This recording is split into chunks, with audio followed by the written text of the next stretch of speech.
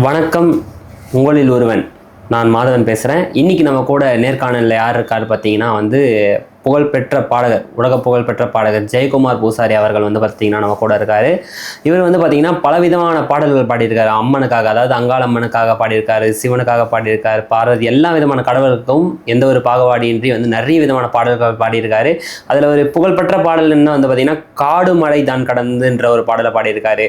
அப்புறம் இருட்டு கும்பம் திருட்டு சோறு, அதுக்கப்புறம் இந்த மாதிரி சொல்லிகிட்டே போகலாம். நிறைய பாடல்கள் இருக்குது. ஒருத்தருக்கும் ஒரு விதமான பாடல்கள் பிடித்தமான பாடல்கள் இருக்குது. இப்போது பார்த்தீங்கன்னா, வணக்கம் ஐயா. வணக்கம். இன்று நம்ம பார்த்தீங்கன்னா ஒரு அருமையான நேர்காணலில் இருக்கோம். உங்களை பற்றி ஒரு சில விஷயங்கள், ஒரு சிறு வரிகள், ஒரு பாட்டு எதனா உங்களுக்கு பிடித்தமான பாடல்களை பாடி ஆரம்பிக்கலாம் ஐயா. வணக்கம். உங்கள் ஜெயக்குமார் பூசாரி. ஓம் சக்தி கங்காதேவியே சரணம். நான் பாடிய 2000 பாடலில் முதல்ல எனக்கு ரொம்ப பிடிச்ச ஒரு பாடல் என்ன பாடல் கேட்டிங்கன்னா,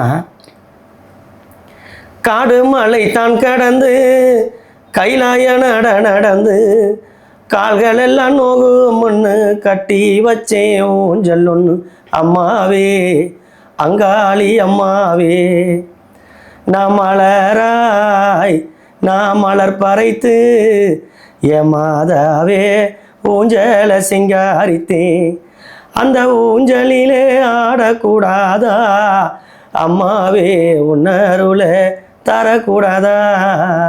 இந்த பாட்டு தான் எனக்கு ரொம்ப பிடிச்ச பாட்டு. இந்த பாடலை பாடி தான் நிறைய மக்களாண்ட என்னுடைய முகமே தெரிய ஆரம்பிச்சது. இந்த பாடலானது பார்த்தீங்கன்னா யூடியூப் வலைத்தளத்தில் இருக்குது. சுமார் 2 கோடி மக்கள் பார்த்தீங்கன்னா அந்த பாட்டானதை பார்த்துருக்காங்க. சொல்லப்போனால் எனக்கு கூட இந்த பாடலானது பார்த்தீங்கன்னா ரொம்ப ஒரு பிடிச்ச பாடல். நம்ம முதல்ல சந்தித்தோம் எங்கள் நஸ்ரத் பேட்டையில் பார்த்தீங்கன்னா வந்திருந்தீங்க. இப்போ எனக்காக ஒரு பாடல் பாடணும் போது இந்த பாடலை பாடினீங்க. அப்போ எனக்கு ஜெயக்குமார் பூசாரி யாருன்னு தெரியாது. அந்த பாடலை திரும்ப திரும்ப திரும்ப கேட்கும் போது என்னையே அறியாமல் அந்த பாடலுக்கு அடிமையான உங்கள் இசைக்கு, அந்த வாய்ஸுக்கு ஒரு தீவிர பக்தனான. அப்போ தான் தேடல் அதிகமானது. நம்ம 2 பேரும் ஒன்றா சந்தித்தோம், நிறைய உரையாடல்கள் நடத்தணும், ஆன்மீகத்தை பற்றி பேசணும். அப்படி நம்மளோட ஆன்மீக பயணம் ஒன்று கோடி இன்னைக்கு இங்கே நம்ம ஏஆர் கிரியேஷன் ஸ்டுடியோவில் பார்த்தீங்கன்னா ஜேடி கிரியேஷன் ஸ்டுடியோவில் இன்னைக்கு ஒரு அருமையான காணொலி பண்ணிகிட்ருக்கோம். சந்தோஷம். அதுக்கு அடுத்து நேற்று நம்ம இன்ஸ்டாகிராமில் நேற்று பதிவு பண்ணியிருந்தோம். இந்த மாதிரி நம்ம பூசாரியை பார்த்தீங்கன்னா கேள்விகள் கேட்குறவங்க கேட்கலாம். அந்த மாதிரி ஒரு 17 கேள்விகள் நான் எடுத்து வச்சுருக்கேன். சில பேர் நிறைய பேர் நிறைய பாடல்களை ஒன்று உங்ககிட்ட எதிர்பார்க்குறாங்க. அதுக்கான கருத்து, உங்களோட கருத்து என்ன? நிறைய பாடல்கள் எதிர்பார்க்குறாங்க. கண்டிப்பாக பாரு.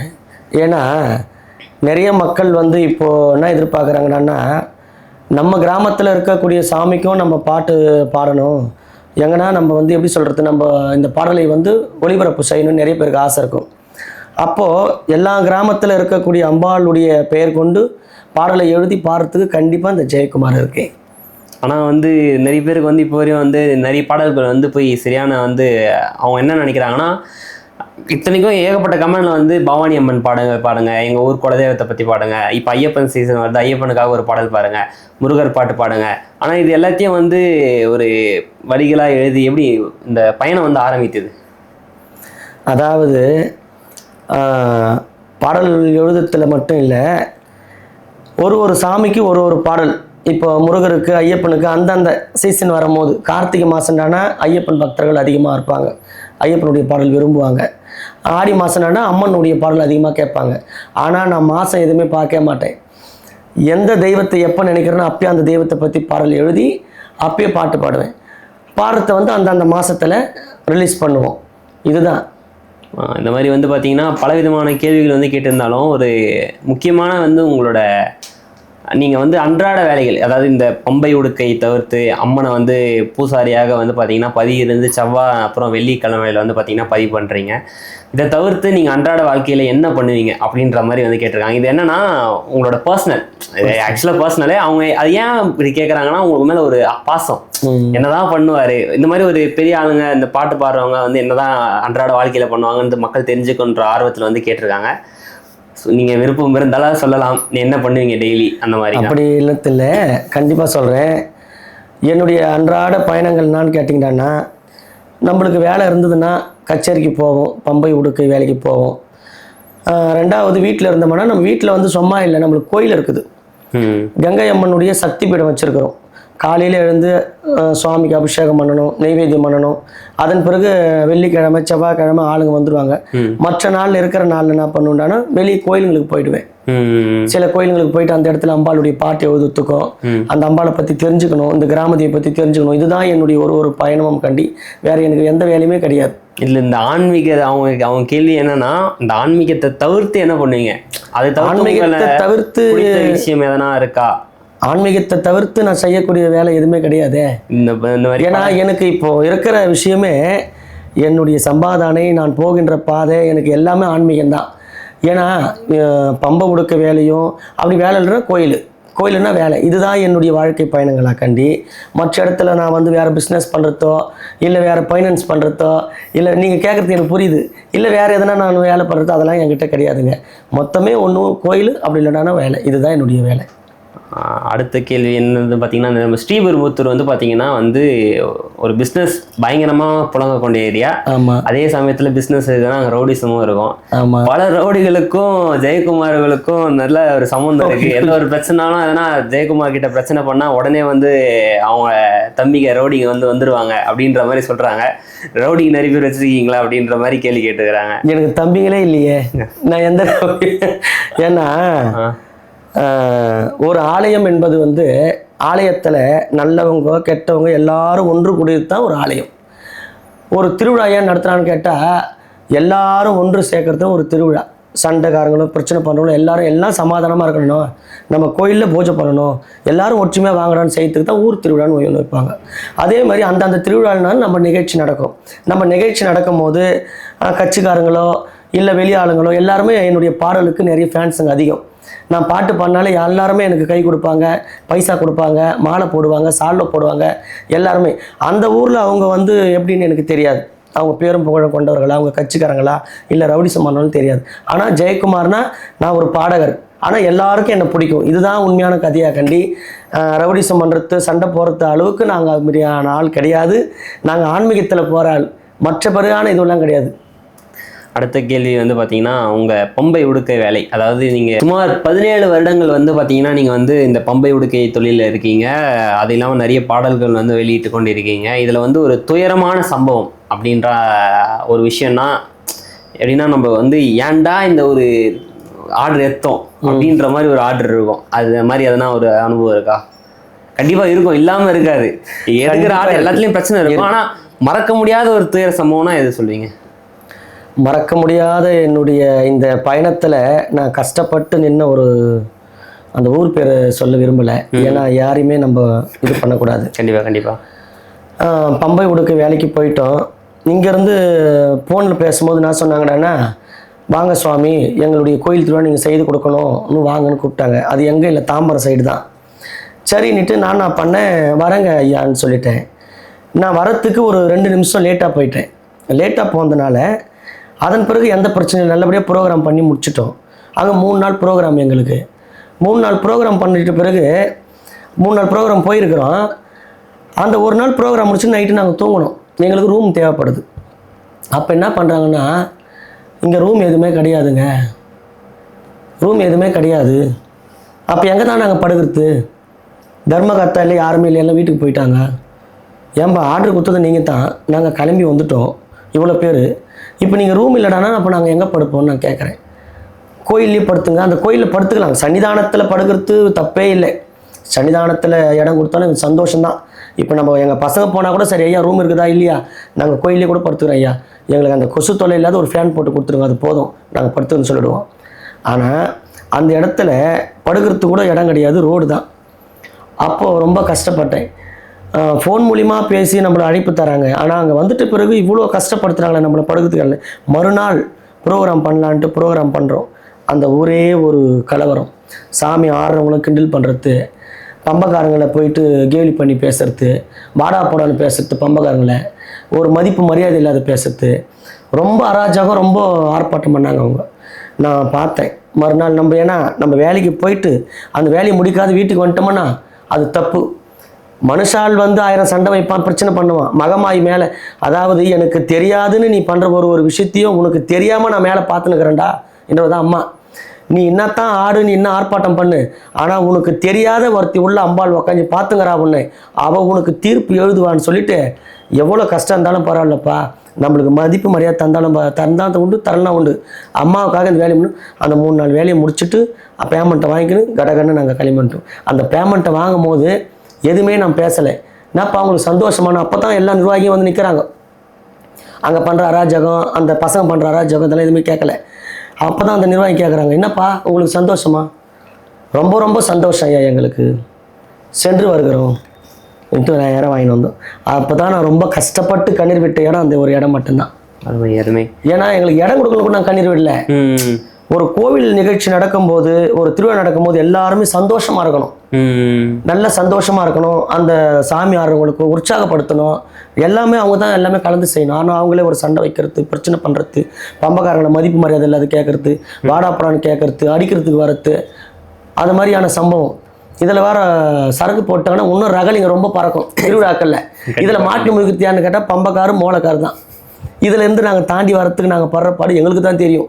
ஆனால் அதில் எவ்வளோ பெரிய கஷ்டம் தெரியுமா? ஆனால் பம்பாடிக்கிறாங்க, பாட்டு பாடுறாங்கப்பா, பணம் சம்பாதிக்கிறாங்க, போகிறவங்க தான் தெரியும்.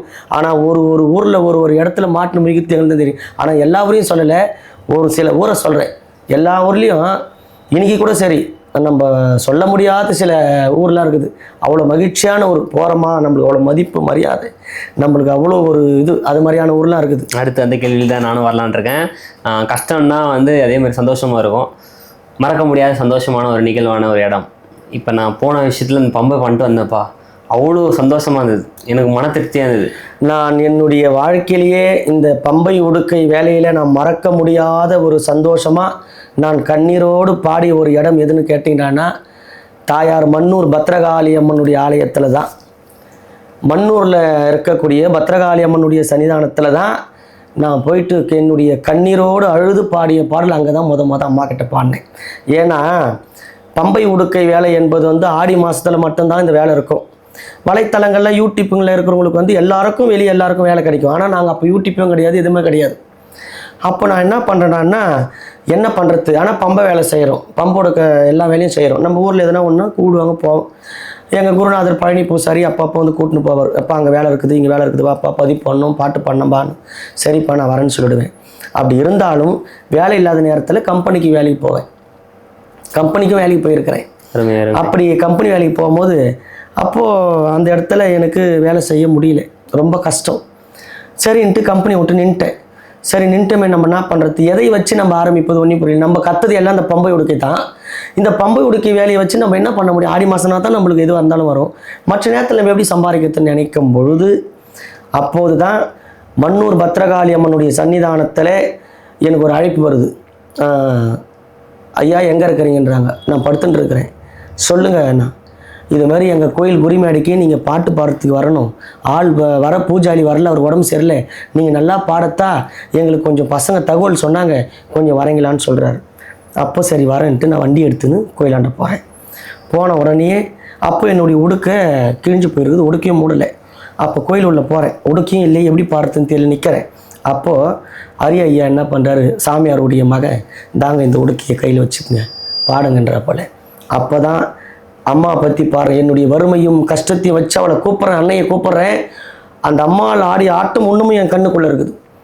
சுவாமியார் சுப்பிரமணிய சுவாமியார் வந்து அறியாத வயசில் ஆடிய அந்த தாண்டவத்தை இப்போ வயசான நேரத்தில் இப்போ ஆடினார் உன்னுடைய பாட்டுக்குன்னு சொல்லி அப்போ என்னை கைப்பிடிச்சினார்.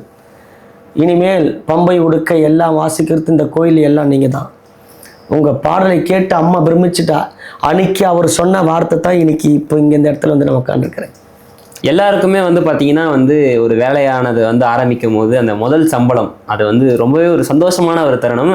அந்த சம்பளத்தை வாங்கும் போது என்னமோ தெரியல, நம்ம தான் லட்சாதிபதி மாதிரி ஒரு ஃபீல் இருக்கும். அந்த மாதிரி நீங்கள் உங்கள் பம்பை தொழில் ஆரம்பிக்கும் போது கற்றுக்கிறதுக்கு போகும்போது முதல்ல வாங்கின சம்பளம்? முதல்ல எனக்கு சம்பளம் கொடுத்தது யாருன்னு கேட்டிங்கன்னா, நான் வாங்கின சம்பளம் எவ்வளோன்னு கேட்டிங்கன்னா, என்னுடைய குருநாதர் பழனி பூசாரித்தான் எனக்கு முத சம்பளம் கொடுத்தார். என்னுடைய கிராமதேவி கோயில், எங்கள் ஊரில் கிராமதேவி கோயில், போலாச்சம்மன் கோயில் கச்சுப்பட்டில். அப்போது சின்ன வயசில் ஸ்டேஜில் பாட்டு பாடுவேன், ஸ்கூல் படிக்கும் போது, 4ஆம் வகுப்பு படிக்கும் போது. அதன் பிறகு 6வது படிக்கும் போது என்னை கூப்பிட்றாரு, நீ வா வந்து பாட்டு பாடு என்றார். எப்பா எனக்கு எப்படி ஒன்றும் புரியும். அப்போ தான் எனக்கு தொழில் சொல்லி கொடுக்குறாரு. அந்த சினிமா பாட்டு பாடுறதெல்லாம் முதல்ல ஏற கட்டு. நம்ம தொழில் வந்து பம்பைக்கு முன்னாடி வந்து சினிமா பாட்டு பாடிருந்தீங்க. சினிமா பாட்டுனா ஆன்மீக பாட்டு தான் அதுவும். Okay okay. இந்த சினிமாவில் வரக்கூடிய ஆன்மீக பாடல். Okay okay. எல்ஆர் ஸ்ரீராமன் பாடல், சக்தி சண்முகராஜா, குருநாதர் பாடல் இதெல்லாம் பாடுவேன். இதெல்லாம் வேண்டாம், பூசாரி உடைய வர்க்கத்தில் பாடுவா கூப்பிட்றாரு. சரிப்பான்னு அவர்தான் எனக்கு சொல்லி கொடுக்குறாரு. அப்போ முத கிராமதேவி கோவிலில் எனக்கு 50 ரூபா தராரு கையில். முதல் சம்பளம் 50 ரூபா நான் கையில் வாங்குது. இப்போ வாங்குற சம்பளம் அதிகபட்ச சம்பளம்னு பார்த்தீங்கன்னா ஆடி மாதத்தில் நம்ம சொல்ல முடியாது, சொல்லணும். இப்போ அதுதான் இப்போ மக்கள் எதிர்பார்ப்பாங்க. நீ சொல்ல வந்துட்டு சொல்லாமல் போனீங்கன்னா எப்படி? இப்போ எனக்கு சம்பளம்னு பார்த்தீங்கன்னா அம்பாளுடைய அருளோடு ஒரு மாதத்துக்கு என்னால் ஒரு 50,000 ரூபா சம்பாதிக்க முடியும். நீங்கள் பொய் சொல்கிறீங்க. உண்மையாக தான் சொல்கிறேன். அதாவது இப்போ இல்லை என்னன்னா, நம்ம பம்பை வேலைக்கு வந்து பார்த்தீங்கன்னா உங்களோட தனிப்பட்ட சம்பளத்தை நான் கேட்கல. அதாவது ஒரு பம்பை வேலை இடத்துல இப்போ நான் பொய் சொல்ல எனக்கு பிடிக்காது. நான் சொல்கிறது என்னன்னு கேட்டிங்கன்னா, மாசத்துல ஒரு 50,000 எனக்கு வருமானம் கிடைக்கும் தான் சொன்னேன். கண்டி ஒரு ஆர்டருக்கு இவ்வளவு கிடைக்கும் நான் சொல்லலையே. அதுதான். ஆமா, நீங்க அதுவே கம்மியா தான் சொல்லிருக்கீங்க. ஏன்னா இப்போ பாத்தீங்கன்னா ஜெயக்குமார் அவர்கள் இருக்கிற டிமாண்டுக்கு வந்து பாத்தீங்கன்னா வந்து ஃபோன் பண்ணி வந்து என்ன கேட்கறாங்க, அண்ணா கூப்பிட்டேன். இது உண்மையா நடந்த சம்பவம். மாங்காட்டுல இருந்து ஒரு நபர் வந்து உங்களை வந்து கூப்பிட்டு இருந்தாங்க. அவங்களால அவங்க அம்மாவுக்கு ஏதோ பண்ணணும்னு நினைக்கிறாங்க, வசூல் ஆகலை. அவங்க உங்களை கூப்பிட்டாங்க, லாஸ்ட் நைட்ஸில் கேன்சல் பண்ணிட்டாங்க. அவங்களுக்கு அந்த மனஸ்தாபம் வந்து எனக்கு 4 வாட்டி கால் பண்ணாங்க. அது உங்களுக்கு பண்ணியிருந்தா கூட இதுதான் இருக்கும். 4 வாட்டி கால் பண்ணிட்டு அண்ணா எதனா கோச்சிப்பாரா, அண்ணா எதனா தப்பாக நினச்சிப்பாரா, ஐயோ எனக்கு வர மனசு ரொம்ப கஷ்டமா. உங்களை கூப்பிட்டு அவங்களால அஃபோர்ட் பண்ண முடியல. அதாவது அவங்க அம்மாவுக்கு அந்த வசூல் ஆகலைன்ட்டு பண்ண முடியல. உங்களை கூப்பிட்ட இல்லைன்னு சொல்லிட்டு அவங்களுக்கு ரொம்ப அந்த மனஸ்தாபம் இருக்குது. இப்போ அது வந்து பார்த்தீங்கன்னா உங்க டிமாண்டுக்கு வந்து பார்த்தீங்கன்னா நீங்கள் ஒரு வேலைக்கு 50,000 வாங்குறீங்க. ஆனால் நீங்கள் இப்போ மாற்றி சொல்றதை விட்டு சொல்றீங்க கிடையாது. உண்மையான விஷயம் தான். ஆடி மாசத்துல ஒரு வாரத்துக்கு 50,000 இல்லை, ஆடி மாசத்துல வெள்ளி செவ்வாய் ஞாயிறு 3 நாள் ப்ரோக்ராமுக்கு 60,000 ரூபாய் நாங்கள் வாங்குறோம். கங்கை அம்மன் பம்பைக்கு 3 நாள் வேலைக்கு 60,000. ஆனால் வந்து இதில் அவரு மட்டும் 60,000 எடுத்துக்க மாட்டாரு. ஆமாம், இவருனால 10 பேர் சம்பாதிக்கிறாங்க. எனக்கு தெரிஞ்சு இங்கே இருந்தில் கிருஷ்ணகிரியிலேருந்து ஆட்களை வர வைத்து இப்போ ரீசெண்டாக எங்கள் ஊரில் நசரத்பேட்டையில் வந்து பார்த்தீங்கன்னா வந்து ஒரு நாள் வேலை எடுத்து பண்ணியிருந்தாரு. அவ்வளோ அருமையாக பண்ணியிருந்தாரு. என்னோட யூடியூப் சேனல் இருக்குது, வேணா போய் பாருங்கள். ஒருத்தர் கிருஷ்ணகிரியிலேருந்து வந்திருக்காங்க. இன்னும் நிறைய பேர் எனக்கு தெரிஞ்ச கிருஷ்ணகிரி, எனக்கு தெரிந்தவங்க வந்து பார்த்தீங்கன்னா கிருஷ்ணகிரிலேருந்து வந்தாங்க. அவங்க அங்கேருந்து இங்கே வந்து நமக்காக பண்ணி கொடுக்கணுன்றது அவசியமே இல்லை. இங்கே இருக்க லோக்கலில் இருக்கவங்க நல்லா எல்லாருமே கலைஞர்கள் தான். ஆனால் அதுலேயே வந்து நல்லா பண்ணுறவங்க இருக்காங்க பாருங்க. அந்த மாதிரி வந்து பண்ணணும், அருமையாக பண்ணணுன்ட்டு அங்கேருந்து நம்மளை கூப்பிட்டு பண்ணியிருந்தாரு. இவருக்கு வரதில் வந்து பார்த்தீங்கன்னா 30% 50% வந்து அவங்களுக்கு கீழே வேலை செய்கிறாங்க பார்த்தீங்களா, நம்ம குழு மெம்பர்ஸ் தான் எல்லாருமே. அவங்களுக்கே வந்து பாதி போயிடும். மீதி வந்து அம்மா வந்து எடுத்துப்பாங்க. ஏன்னா நான் சொல்கிறேன்னா 50,000 ரூபா 60,000 பேசுகிறோம், எல்லாருக்கும் சம்பளம் கொடுக்கணும், போகிற வண்டி சார்ஜர் பார்க்கணும், டீ காபி கேட்பாங்க, இன்னும் இதர செலவுகள்லாம் இருக்குது. அப்படி இருக்கும் போது இதெல்லாம் போயிட்டு நம்ம எப்படி கைக்கு வரோம்? கண்டிப்பாக ஒரு 10,000 ரூபா 5,000 தான் வரும். ஆனால் ஜெயக்குமார் பூசாரிடானா 60,000 வாங்குறாரு, 1 லட்சம் கேட்குறாரு. அப்படி கூட எனக்கு நியூஸ் வந்தது, 1 லட்சம் கேட்குறாரு, இப்படி கூட சொன்னாங்க. அப்படிலாம் இல்லை. அந்தந்த பூஜைக்கு ஏற்றபடி தான் அந்தந்த பைசாவை நாங்கள் ரேட் பேசுவோம். ஒரு நாள் வேலையா 10,000 ரூபாய்க்கு கூட, ஏன் 5,000 ரூபாய்க்கு கூட நாங்கள் பம்பை வாச்சிருக்கிறோம். ஏன்னா அந்த வேலைக்கு ஏற்றபடி தான் பைசா. இந்த வேலைங்களாங்க ஆமாங்க ஒரு 2 ஒருத்தாங்க 1 ஒருத்தாங்க ஓகே, அப்படிதான் பைசா. அளவுக்கு அதிகமாக. ஏன்னா இப்போ நம்ம வாங்குற துட்டு வந்து அவங்க கொடுக்குற துட்டு இல்லை, அது அம்பாளுடைய துட்டு. அம்பாளுக்கு மக்கள் எல்லாம் சேர்ந்து கொடுக்குற துட்டு, அந்த துட்டு தான் நம்ம வாங்கின்னு வரோம். அப்படி வாங்கும் போது அதுலேயும் நியாய நீதி இருக்கணும். அப்படிதான் நம்ம பேசுவோமா கண்டி, என்னைக்கும் நம்ம இது பண்ண மாட்டோம். அடுத்த விதமான கேள்வி உங்களுக்கு வந்து பார்த்தீங்கன்னா, இது ஆக்சுவலாக நீங்கள் எப்படி கேட்குறது எனக்கு கரெக்டாக தெரில. 2 குருநாதர், ஆன்மீக குருநாதர், எனக்கும் அவர் ரொம்ப பிடிக்கும். யாருன்னு கெஸ் பண்ணீங்களா? என்னுடைய உண்மையான குருநாதர்னா ஆன்மீகத்தில் கேட்குறீங்களா? என்னுடைய குருநாதர் 2 பேர் யாருன்னு கேட்டிங்கன்னா, எனக்கு ஆன்மீகத்தில் ஒருத்தர், ஆன்மீகத்தில் பாட்டு பாடுறது ஒருத்தர். ஆமாம், ஆன்மீகத்தில் 2 பேர் இருக்கிறாங்க, பாட்டு பாடத்தில் 2 பேர் இருக்கிறாங்க. ஏன்னா சில பேருக்கு இது வலைத்தளங்கள்ல தெரியாது. அப்படியா? ஏன்னு கேட்டால் பாட்டு பாடத்தில் என்னுடைய அப்பா பழனி பூசாரியும் சக்தி சண்முகராஜா ஐயாவும் எனக்கு குருநாதர். 2வது ஆன்மீகத்தில் பார்த்தீங்கன்னா மன்னூர் பத்ரகாளி அம்மன் சுப்பிரமணிய சுவாமிகளும் இரண்டாவது கந்திக்குப்பம் காலபைரவர் சுவாமிகளும் என்னுடைய குருநாதர். நான் வந்து ரெண்டுத்தையும் வந்து அதான் 2 கரெக்டாக தான் கெஸ் பண்ணியிருக்கேன், 2த்தையும் கரெக்டாக சொல்லிட்டீங்க. இன்னும் 2 தெரியாமல் வந்திருக்கு சொன்ன மாதிரி. அதாவது கந்திக்குப்பம் கோயில் நான் வந்து ஒரு சில விஷயம் நான் உங்ககிட்ட பகிர்ந்தேன். அவங்க கூட வந்து நான் வந்து கேமரா வீடியோ எடுக்கிறதுக்காக நான் வந்திருந்தேன், புக் பண்ணியிருந்தீங்க, வந்திருந்தேன். எனக்கு வந்து அப்போ வந்து ஆன்மீகத்து மேலே வந்து ஒரு ஈடுபாடு, நம்பிக்கை போயிடுச்சு. ஏன்னா எங்கள் தந்தையானவர் வந்து பார்த்திங்கன்னா இப்போ ஒரு வருடத்துக்கு முன்னாடி இறந்துனாரு. அப்போ நான் வேண்டுறேன், எல்லா கோயிலுக்கும் போகிறேன் வரேன், அவங்க கூட வந்தேன், வேண்டுறேன் கடவுளை எப்படின்னா காப்பாற்றுன்ட்டு வேண்டுறேன். போயிட்டாரு. அப்புறம் தோணுச்சு கடவுள் இருக்குதா எங்கடா இருக்கிறாருன்னு தோணுச்சு, போயிடுச்சு. வரும்போது நீங்கள் உங்க கூட தான் வரேன் போகிறேன், சாமிலாம் கும்பிட்றேன், ஆனால் பெருசாக நம்பிக்கை இல்லை. அந்த கந்திக்குப்பத்தில் வந்து அன்றைக்கி வந்து காளிக்கான ஒரு வழிபாடு நடந்து கொண்டு இருந்தது. அப்போ வந்து நான் விளையாட்டுக்கு சொல்ல, அப்போ நீங்கள் வந்து காளிக்கு நேராக எதிர்ப்புறத்தில் உட்காந்துருக்கீங்க. அந்த கதையெல்லாம் பேசி முடிச்சுட்டு அதுக்கப்புறம் வந்துட்டு லாஸ்ட்டாக அந்த தீபாரத்தனை காட்டுறாங்க. சுற்றி இருக்கக்கூடிய அனைத்து ஒளி விளக்குகளும் அழைச்சிடுறாங்க, ஆஃப் பண்ணிடுறாங்க. ஆஃப் பண்ணிட்டு அந்த தீபாரத்தனை காட்டுறாங்க. எங்கள் கால் உச்சியில், இது வந்து உண்மையாக ஒரு எனக்கு ஒன்று அந்த சம்பவம், அந்த கால் உச்சியிலேருந்து தலைக்கு ஏறி என் கண்ணு கலங்குது. நான் அதே சமயத்தில் வீடியோ எடுக்கிறேன், நீங்கள் அந்த சாமி கும்பிட்றத நான் வீடியோ எடுக்கிறேன். எனக்கு அப்படியே கண்ணு ஊற்றுது, அப்படியே அந்த உள்ள உணர்ச்சி சொல்லுது. அப்போ தான் வந்து ஒரு உணர்ச்சி வந்து எனக்கு அந்த இடமும் வந்து ஒரு சூப்பரான இடம், அந்த ஆன்மீகத்துக்காகவே ஒரு தனிப்பட்ட ஒரு உணர்வு கொடுக்கக்கூடிய இடம். இப்போ இருக்க கோயில்கள் வந்து பார்த்தீங்கன்னா ஒரு நிம்மதியாக வந்து கடவுள் கும்பிட்ற மாதிரி இல்லை. ஆமாம். ஆனால் அந்த கந்திக்குப்பத்தில் வந்து பார்த்தீங்கன்னா நமக்கு சிவனை வந்து கிட்ட போய் பார்க்கலாம், தொட்டு வழிபடலாம். ஆமாம். அங்கே இந்த நாயங்களுக்கு ரெஸ்ட்ரிக்ஷன் கிடையாது. ஆனால் வந்து பைரவரோட கோயில். ஆமாம். சாமி இருப்பார், சாமி பக்கத்துலேயும் நாயம் இருக்கும், எதுவுமே பண்ண மாட்டார். அவர் வந்து இந்த பெரிய நீங்கள் வந்து பார்த்தீங்கன்னா நிறைய இடத்துல வந்து சாமியார் வந்து பார்த்தீங்கன்னா ரொம்ப வந்து அப்படியே 10 பேரை சுற்றின்னு இருப்பாங்க, விட மாட்டாங்க. நிறைய ஆபரணம் யார் வேணா கூட பக்கத்தில் உட்காந்துக்கலாம். அவரும் பாட்டு அந்த இசை, அவரு ஒரு பாட்டு பண்ணார். நான் வந்து நம்ம பாட்டு பண்ண போனது ஒரு விஷயம் இருந்தாலும் அவரு ஒரு பாட்டு பண்ணார். அதுல ஒரு மெய் வந்து அந்த ஒரே ஸ்டுடியோ தான் போறாரு. இப்போ நேற்று கூட ஒரு வீடியோ போட்டிருந்தாரு, நேற்று அதே ஸ்டுடியோ தான் போறாரு. ஆனால் அது என்னமோ ஒரு இருப்பு. எனக்கு பர்சனலாக கடவுளை உணர்ந்த ஒரு இடம். உண்மையாக நான் வந்து இது இன்டர்வியூக்காக சொன்னேன், நான் கடவுளை உணர்ந்த இடம். கடவுள் இருக்கா இல்லையான்னு தெரியல, ஆனால் எனக்கு உணர்ச்சி பூர்வமாக அந்த இடத்துல இருந்த ஒரு ஃபீல். எனக்கு திரும்பி போன ஆசை இருந்தது, அதுக்கு பிளான் பண்ணணும், ஒன்று போடலாம், கண்டிப்பாக போவோம். எப்படின்னா நம்ம வந்து சக்தி ஆடியோவில் நம்ம பாட்டு பாடிட்டு இருந்தோம். கண்டிப்பாக. அப்போது ஜெகன் சார், எங்களுடைய சார் அவர் தான் நம்ம என்ன நிறைய பாடல் பாட வச்சவர் அவர். அப்போ அவர் என்ன சொன்னார்னா, ஜெயக்குமார் ஒரு ஆர்டர் ஒன்று வந்திருக்குது, கிருஷ்ணகிரிக்கு போறேன்னு கேட்டார். முதல்ல அது சிவகுமார் பூசாரி ஐயாவுக்கு தான் வந்த ஆர்டர்.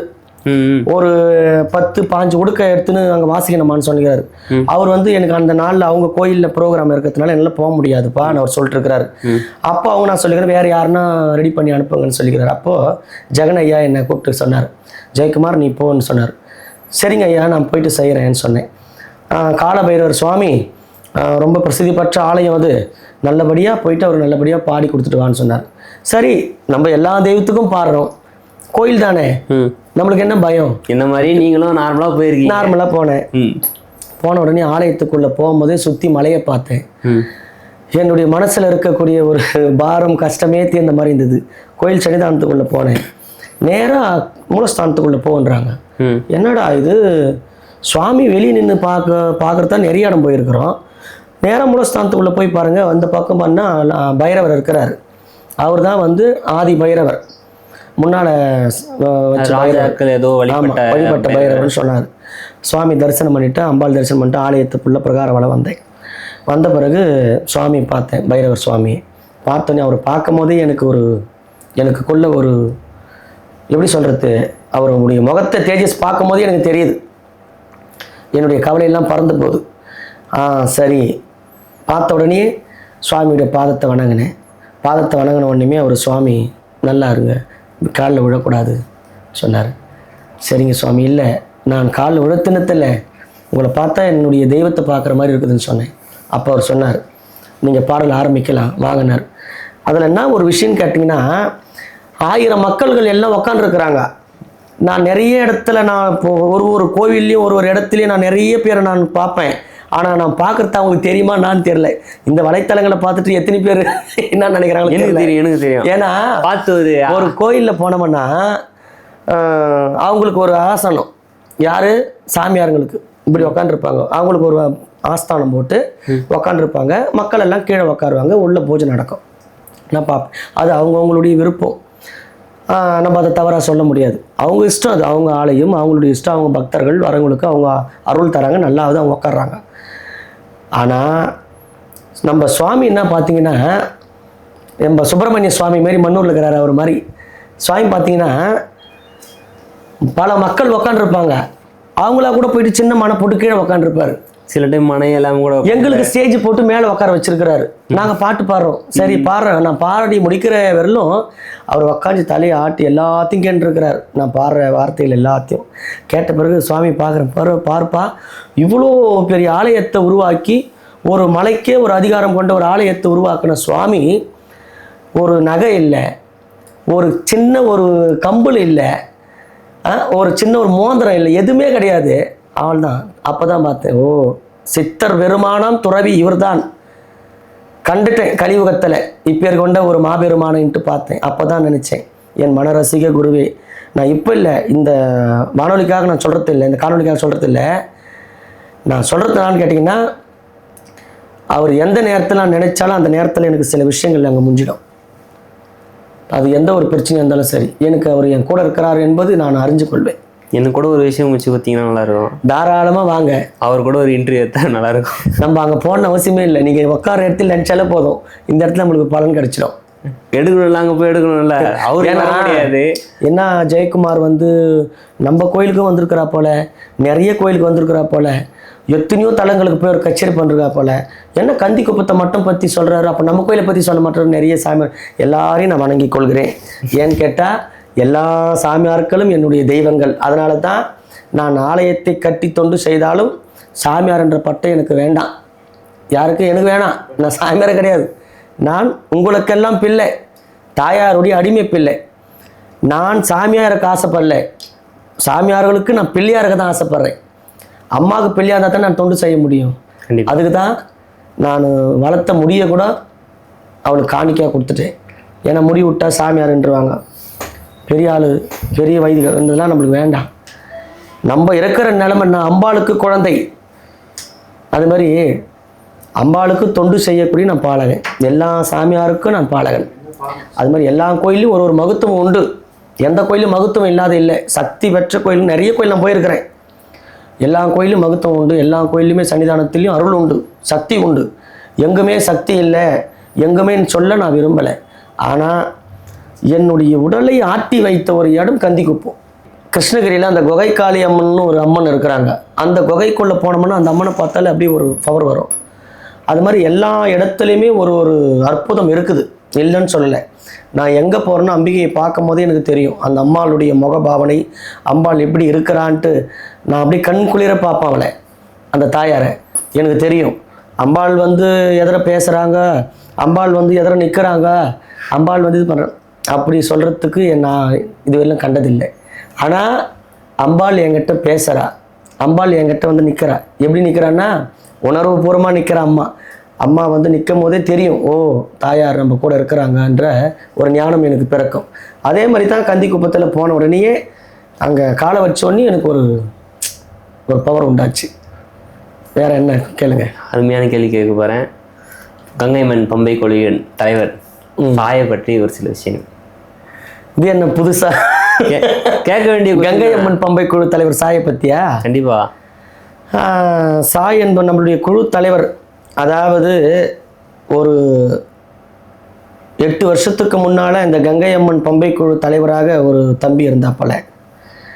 அவர் வந்து ஊழல்லையும் நம்மளுடைய கணக்கு வழக்கங்கள்லையும் பணத்தை களவாடத்துலேயும் பசங்களுக்கு சம்பளம் கொடுக்குற பணத்தை இங்கே 1000 ரூபா கொடுக்கணுண்டானா அங்கே 800 கொடுத்துட்டு 200 ரூபாய் இவர் அடிக்கிறது.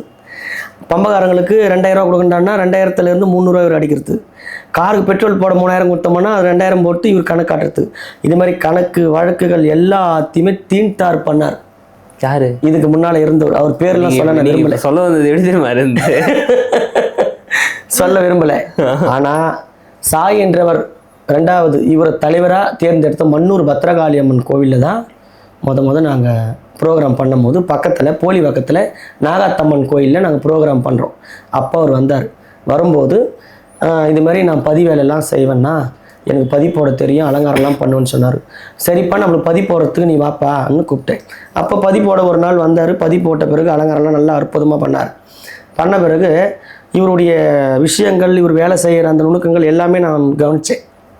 அதன் பிறகு நான் படிச்சேன்னு கேட்டேன். நான் எம்ஏ முடிச்சிருக்கிறேன் நான் சொன்னேன். எம்ஏ முடிச்சிருக்கிறியா? ரொம்ப சந்தோஷமாக இருக்குதுப்பா. சரி கவலையப்படாத, இந்த கங்கை அம்மன் பம்பை குழுவில் தலைவராக நீ பொறுப்பு ஏற்றுக்கோன்னு கேட்டேன். கண்டிப்பாக நான் தலைவராக நான் பொறுப்பு எடுத்துக்கிறேன், ஏன் நான் செய்த பாக்கியன்னு. இல்லை நீ எம்ஏ முடிச்சிருக்கிற, பம்பை உடுக்கை வேலை, நீ எம்ஏ முடிச்சதுக்கும் இந்த வேலைக்கும் உனக்கு எப்படிப்பான்னா சொல்லுவாங்க வீட்டில்ண்ணா. என்னை யாரும் எதுவும் சொல்ல மாட்டாங்க, கவலையே பட தேவையில்லை. நான் ஆன்மீகத்துக்காக நான் தொண்டு செய்கிறேன், எனக்கு ஆன்மீகம் ரொம்ப பிடிக்கும், நான் அந்த வேலையும் பார்த்துறேன் அந்த வேலையும் பார்த்துறேன்னு சொல்லி எனக்கு கான்செப்ட் அவர் கொடுத்தாரு.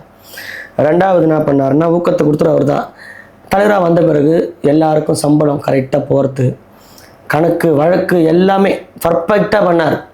எல்லா விஷயத்துலேயுமே எல்லா ஒரு நேரத்துலையும் அவர் எங்களுக்கு கரெக்டான ஒரு இது கொடுத்தார், கான்செப்ட் கொடுத்தார்.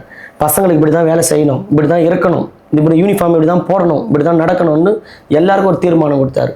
இந்த 8 வருஷ காலமாக அவர் இறங்கி கங்கை அம்மன் பம்பை குழுவில் ஒரு வெற்றி சாதனை படித்தார். ஆனால் என்னுடைய பாடுறதுக்கும் நான் பாட்டு பாடுறதுக்கும் நான் எழுதுறதுக்கும் எனக்கு பக்கபலமாக இருந்து பக்கத்தில் இந்த பாட்டு இப்படி எழுதணும். இந்த 10 அடி புத்துக்குள்ளே நாகாத்தா எத்தனை நாள் இருப்பேன், நான் பாலாத வாத்து வச்சேன் அம்மா பருகிட வாரும் அம்மா, கல்லு மலை மேலே கருணாகம் எல்லாமே யுதடி, அந்த கொல்லி மலை மேலே வெள்ள நாகம் படம் எடுக்குதடி. இந்த பாட்டுக்கு சொந்தக்காரர் சாய் அவர்கள் தான். அடுத்தபடியாக ஒரு கேள்வி, உங்கள் பம்பை குழுவின் கேமராமேன் நான் என்னை பற்றி என்ன நினைக்கிறீங்க? உங்களை பற்றி நான் ஒன்றும் நினைக்கல. சொல்லுங்கள், என்னை பற்றி சொல்லுங்கள். இப்போ உங்கள் தலைவர் நம்ம குழு தலைவரை பற்றி சொன்ன மாதிரி என்னை பற்றி சொல்லலாம்ல? உங்களை பற்றி நான் ரொம்ப பெருமையாக நினைக்கிறேன். ஏன்னா கோவிலில் பேசக்கூடிய இந்த இடத்துல எப்படி சொல்கிறது, அழகாக சேர் போட்டு உட்கார வச்சு இவ்வளோ கேள்வி கேட்கணுன்ட்டு பல நாளாக யோசனை, உங்களுக்கு அந்த யோசனை நிறைவேற்ற வந்துட்டேன். அன்பான உங்களுடைய மனசை பற்றி நான் எப்படி சொல்கிறதுனா, கேமரா எடுக்கிறதுலையும் உங்களுடைய வேலை தொழில்கள் எல்லா விஷயத்துலையுமே நீங்கள் ஒரு கரெக்டான ஒரு தம்பி. அதே மாதிரி இந்த நேரத்தில் இந்த இடத்துக்கு வரணும், ஷூட்டிங் போட்டிருக்கேன்பா இந்த நேரத்துக்கு இங்கே வந்தேன்னா அந்த நேரத்தில் கரெக்டாக வந்துடுவார். அதே மாதிரி அந்த ஊரில் நசராத் பேட்டையில் இன்றைக்கி இருக்கிற அந்த ஆலயங்கள் எல்லாம் எடுத்து இன்றைக்கி வெளியே எல்லா மக்களுக்கும் தெரியப்படுத்துறது நீங்கள் தான். எனக்கும் இந்த ஜெயக்குமார் பூசாரி ஆசீர்வாதம் உங்களுக்கு எனக்கும் உண்டு.